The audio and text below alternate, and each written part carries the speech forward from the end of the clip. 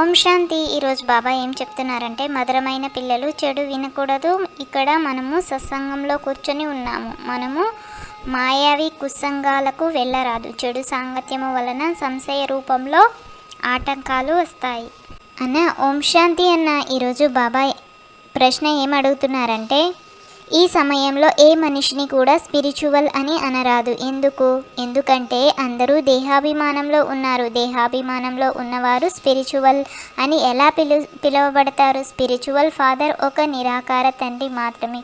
వారు మనకు కూడా దేహీ అభిమానులుగా తయారయ్యే శిక్షణను ఇస్తున్నారు. ఒక తండ్రికి మాత్రమే సుప్రీం అని టైటిల్ ఇవ్వగలరు.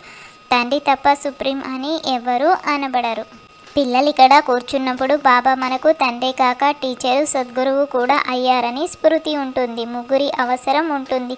మొదట తండ్రి, తర్వాత చదివించే టీచరు, ఆ తర్వాత గురువు. ఇక్కడ స్మృతి కూడా ఇలాగే చెయ్యాలి. ఎందుకంటే ఇది కొత్త విషయం కదా. అరే చింటూ, బాబా చెప్తున్నారు, పిల్లలైన మనకు రాజయోగం నేర్పిస్తున్నారు. దానిలో కృష్ణ భగవాను వాచ అని రాశారు. కానీ కృష్ణుడు దైవీ గుణాలు గల మానవుడు.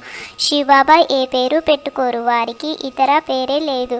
తండ్రి చెప్తున్నారు, నేను ఈ శరీరాన్ని అప్పుగా తీసుకున్నాను. ఈ శరీరం అనే ఇల్లు నాది కాదు. ఇది ఇతని ఇల్లు, అనగా బ్రహ్మ ఇల్లు. ఈ ఇంటికి కిటికీలు మొదలైనవన్నీ ఉన్నాయి. నేను మీ అనంతమైన తండ్రిని, అనగా సర్వాత్మల తండ్రిని. ఆత్మలకు చదువు కూడా చెప్తాను. వీరిని స్పిరిచువల్ ఫాదర్ అని అంటారు, అనగా ఆత్మల తండ్రి. ఇతరులెవరిని ఆత్మల తండ్రి అని అనరు. వీరు అనంతమైన తండ్రి అని పిల్లలైన మనకు తెలుసు. ఇప్పుడు స్పిరిచువల్ కాన్ఫరెన్స్ జరుగుతుంది. వాస్తవానికి స్పిరిచువల్ కాన్ఫరెన్స్ ఉండదు. ఇది సత్యమైన స్పిరిచువల్ కానే కాదు. వారు దేహాభిమానంలో ఉన్నారు. తండ్రి చెప్తున్నారు, పిల్లలు దేహీ అభిమానులుగా అవ్వండి. దేహాభిమానాన్ని వదిలేయండి. ఈ విధంగా ఎవరు చెప్పరు. స్పిరిచువల్ అనే పదము ఇప్పుడే రాస్తున్నారు. ఇంతకు ముందు రిలీజియన్ కాన్ఫరెన్స్ అనేవారు. స్పిరిచువల్కు అర్థము వారికి తెలియదు. స్పిరిచువల్ ఫాదర్ అనగా నిరాకార తండ్రి. ఆత్మలైన మీరే స్పిరిచువల్ పిల్లలు. స్పిరిచువల్ ఫాదర్ వచ్చి మిమ్మలను చదివిస్తున్నారు అన్న. ఇప్పుడు తండ్రి మనకు అనంతమైన చదువును చదివిస్తున్నారు. ఈ తండ్రి, టీచర్, సద్గురువు కల్పకల్పము వస్తారని కూడా మనకు తెలుసు. సత్య త్రేత యుగాల కొరకు ఈ చదువుని మళ్ళీ చదివిస్తారని కూడా మనకు తెలుసు. తరువాత ఈ చదువు ప్రాయలోపమైపోతుంది. సుఖ ప్రాలబ్ధము డ్రామానుసారము పూర్తి అయిపోతుంది. అనంతమైన తండ్రి కూర్చొని చదివిస్తున్నారు. వారిని పతిత పావనులని అంటారు. కృష్ణుని త్వమేవ మాతా పిత లేక పతిత పావన అని అనరు. వీరి మహిమకు వారి మహిమకు రాత్రికి పగలకు ఉన్నంత తేడా ఉంది. నన్ను తెలుసుకుంటే మీరు ఒక్క క్షణంలో జీవన్ముక్తి పొందుకుంటారని తండ్రి చెప్తున్నారు. కృష్ణ భగవానుడు ఇప్పుడు ఉంటే ఎవరైనా వెంటనే గుర్తిస్తారు. కృష్ణుని జన్మ దివ్యమైనది, అలౌకికమైనది, మహిమ చేయబడలేదు. కేవలం పవిత్రత ద్వారా జరుగుతుంది. ఈ తండ్రి ఏ గర్భము ద్వారా జన్మించరు. వారు వచ్చి మధురాతి మధురమైన ఆత్మిక పిల్లలారా అని అర్థం చేయిస్తున్నారు. చదివేది ఆత్మలే. మంచి సంస్కారం కానీ చెడు సంస్కారాలు కానీ అన్నీ ఆత్మలోనే ఉంటాయి. ఎటువంటి కర్మలు చేస్తారో అటువంటి శరీరాలు లభిస్తాయి. కొంతమంది చాలా దుఃఖమును అనుభవిస్తారు. కొంతమంది ఒంటి కన్నువారు, మెల్ల కన్నువారు, చెవిటివారు కూడా ఉంటారు. పోయిన జన్మలో చేసిన కర్మ ఫలం అని అంటారు. ఆత్మలకు వారి వారి కర్మల అనుసారమే రోగి శరీరాలు మొదలైనవి లభిస్తాయి. నరుడి నుండి నారాయణుడిగా అయ్యే చదువు ఈ తండ్రి ఒకరు మాత్రమే నేర్పిస్తారు. కావున ఏ చదువు చదవాలి? చాలా ధనం ఉండేవారు స్వర్గం ఇక్కడే ఉందని భావిస్తారు. గాంధీ రామరాజ్యమును స్థాపన చేశారా? అరే, ఈ ప్రపంచము పాతది, తమో ప్రధానమైనది కదా. పోను దుఃఖము ఇంకా పెరుగుతూనే ఉంటుంది. ఇటువంటి దానిని రామరాజ్యమని ఎలా అంటారు? మనుషులు ఎంతో తెలివిహీనులైపోయారు.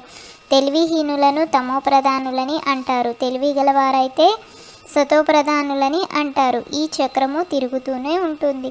ఇందులో తండ్రిని అడిగేది ఏమీ ఉండదు. రచయితల జ్ఞానం ఇవ్వడం తండ్రి కర్తవ్యం. వారేమో ఇస్తూనే ఉంటారు. మురళిలో అన్ని విషయాలు అర్థం చేయిస్తూ ఉంటారు. అన్నిటికీ జవాబు లభిస్తుంది అన్న. బాబా ఈరోజు హోంవర్క్ ఏమిస్తున్నారంటే, తండ్రి వినిపించేదంతా విని మంచి రీతిగా ధారణ చేయాలి. ఇతరులకు చాలా అభిరుచితో వినిపించాలి. ఒక చెవితో విని మరొక చెవితో వదిలివేయరాదు.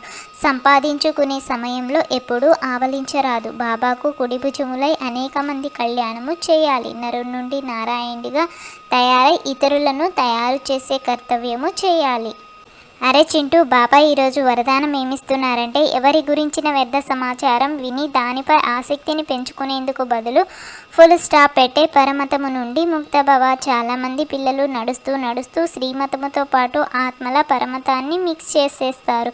ఎవరైనా బ్రాహ్మణ ప్రపంచం యొక్క సమాచారాన్ని వినిపిస్తూ ఉంటే ఆ సమాచారాన్ని చాలా ఆసక్తితో వింటారు.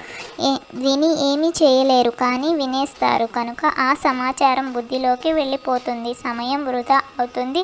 అందువలన తండ్రి ఆజ్ఞ ఏమంటే, వింటున్నా విననట్లు ఉండండి. ఎవరైనా వినిపించినా మీరు ఫుల్ స్టాప్ పెట్టేయండి. ఏ వ్యక్తిని గురించి విన్నారో వారి పట్ల దృష్టి లేక సంకల్పంలో కూడా ఘృణాభావము ఉండరాదు. అప్పుడు పరమతము నుండి ముక్తులని అంటారు.